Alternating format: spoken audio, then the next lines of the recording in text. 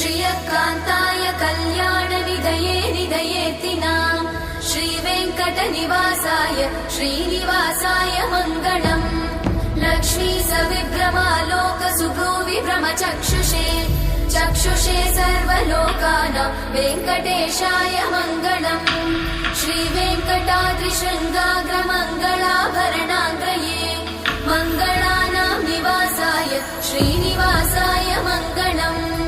सर्वावयव सौन्दर्य सम्पदा सर्वचेतसां सदा सम्मोहनायास्तु वेङ्कटेशाय मङ्गलम्।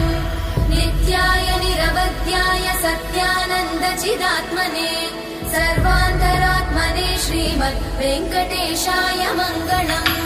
स्वतः सर्वविदे सर्वशक्तये सर्वशेषिने सुलभाय सुशीलाय वेङ्कटेशाय मङ्गलम्।